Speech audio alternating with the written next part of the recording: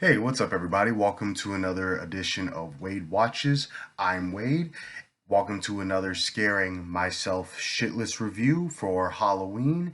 And for my third SMS review, I'm going to be taking a look at Dracula from 1931, directed by Todd Browning and starring the iconic Bela Lugosi, as well as I'm just going to cheat here and look at my phone. David Manners, Helen Chandler, Dwight Fryer, and Edward Van Sloan. So, classic, iconic horror movies are definitely starting to grow on me, and you will definitely see me talk about, maybe a few more of them for my Scaring Myself Shitless Halloween review series. Because it's just cool to watch these films from a very different era, a much older era where the budgets weren't as big, the special effects, the sets, the props were very minimalistic, and oftentimes low budget by today's standards at least. And it's basically people working with what they have, and still able, and they're still capable of creating something iconic, and that is exactly what we have here with definitely the most iconic version of the Dracula story, even to today's standards. I know the Francis Ford Coppola version starring Gary Oldman is also kind of up there for a lot of people, but for many people, including myself, Bela Lugosi's Todd Browning's version of the Bram Stoker story is still the most recognizable. Every Dracula impersonation and Dracula imitator, everybody who dresses up like Dracula for Halloween, is imitating Bela Lugosi. We can't deny that. You know that the accent, I am Dracula, the children of the night. That's Bela Lugosi, and that's what we have here in this movie. And this is my I've seen some of the other classic Universal black and white monster films before. I've seen the well, not the original, but the iconic Frankenstein with Boris Karloff. I've seen The Mummy also with Karloff. I've seen Creature of the Black from the Black Lagoon. Haven't seen The Invisible Man, and I haven't seen Dracula. So yes, this is my first time watching this iconic version of Dracula, and I have to say, um, it's pretty solid. It's a pretty solid movie for a product of its time.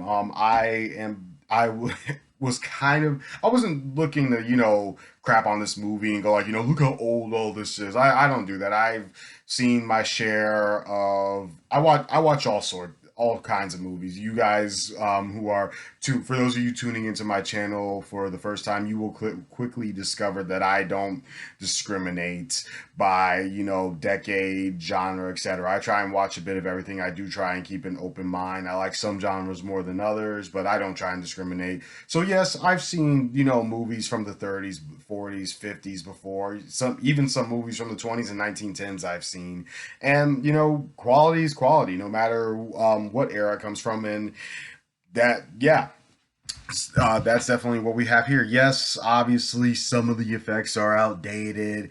There are some shots in this movie that are obviously a bit cheap and cheesy looking, but so what? It still tells a compelling story. The characters, surprisingly, because that's kind of what I was looking for, because that 1930s style of acting, when film was still relatively a new medium, and a lot of actors were theater performers, play performers. I was kind of looking for that to maybe take me out of it a little bit, just because that's you do get a lot of that in older movies from that era. But no, even the actors were actually pretty solid and compelling. I particularly liked, of course, Bela Lugosi as the titular count slash vampire, but I also really enjoyed gonna look at my phone again. Sorry, don't remember their names off the top of my head. These are actors from very different era, so they're not recognizable to me. But anyway, I also really enjoyed Dwight Fryer as Dracula's servant Renfield, and Edward Van Sloan as Van Helsing. I think Van Helsing's my favorite character in this movie. I like his kind of like, he reminded me of the Wolf from Pulp Fiction, where it's like we got a situation to fix, we got to do X, Y, and Z, and that's how we're gonna fix this. Very like calm and collected character, even when coming up against a supernatural creature like a vampire. I just like that. And what you know, I'm sure you're all familiar with this tale. I'm not even gonna begin to get into the plot. It's a classic story. And you know what? For those of you who are first timers like me, because though this is my first time watching this version of Dracula, I'm familiar with the tale. And for those of you who might not have seen this movie or just might know nothing about, the Bram Stoker story in general, you know what? Go in blind to this one. Give this one a shot, even if you might be that person who's like, I don't do older movies. I don't like black and white movies or cheap looking old movies from the 30s. You know what? Give this one a shot. Give it a chance. Trust me, it'll pay off. And definitely watch it in honor of spooky season. So, because of that, I'm not going to really say much about, the plot here. Or, you know what? I'm not going to say anything about it. All you need to know is that there's a definitely reason why Bela Lugosi's take on this character and this movie in general is still like, viewed as the Dracula movie, the most iconic one in all of, cinematic history. And it still holds up. Only one tiny nitpick that I do have, one tiny gripe. This movie clocks in at like just 70 minutes. So, by today's standards, it wouldn't even be considered a feature length film.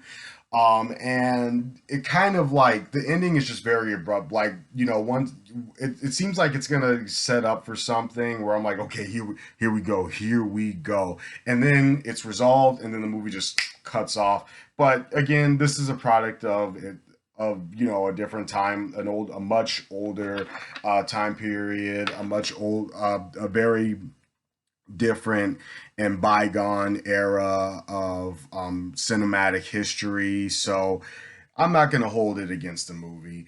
So wrapping it up, I'm going to give Dracula 1931 a perfect 10 out of 10.